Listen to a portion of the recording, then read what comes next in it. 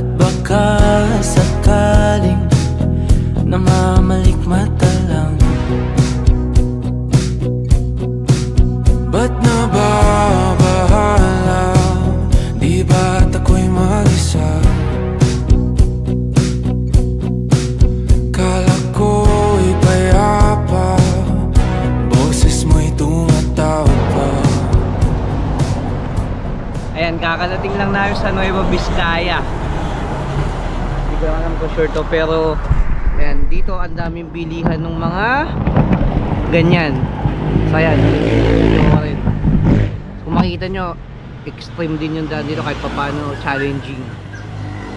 Ayan, so goal namin makauwi ng Bulacan. Sana mga 9 or 10 nakauwi na kami. So mamaya ulit.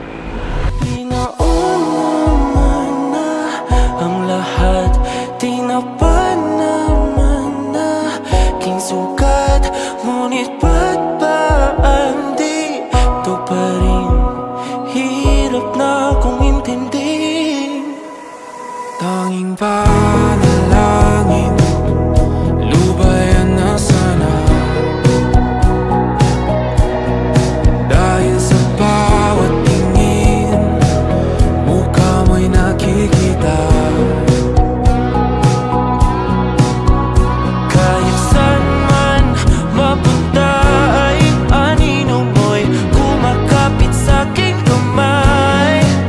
Ako ay dahan-dahan nililibing ng buhay pa. Hindi na makalaya, tinatalo mo ko bawat gabi. Wala mang nakikita,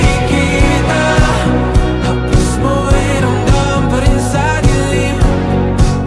Hindi na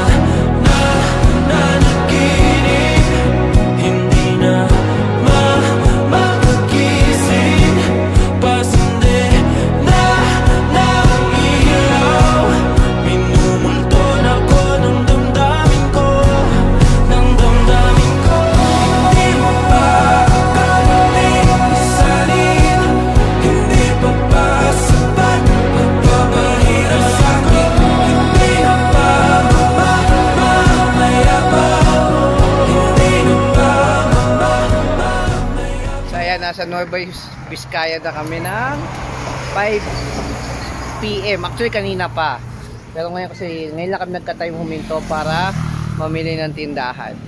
Ay, tindahan, mamili ng souvenir sa Nueva Vizcaya. And after nito, biyahin na ulit. Ayan, kita na lang ulit mamaya.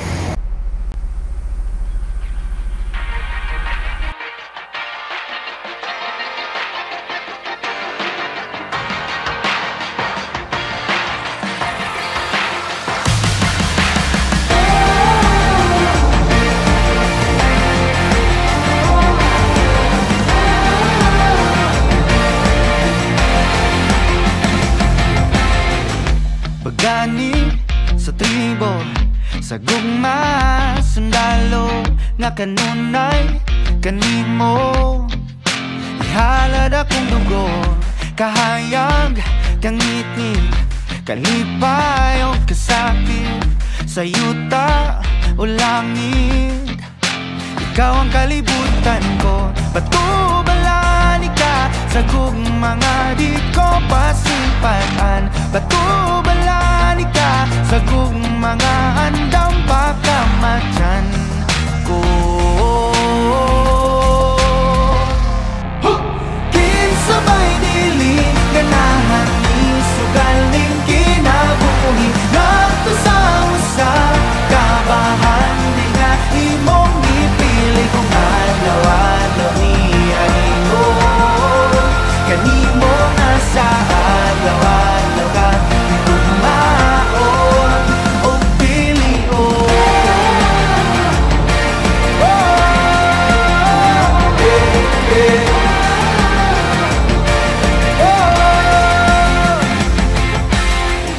Guniti ang pagtuo, ipadilaaw daw kalayo, nga balaan sagrado.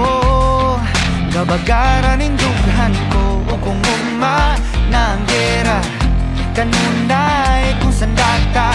ang pasalig mo laga, nga diri ka mahilon ta. Bato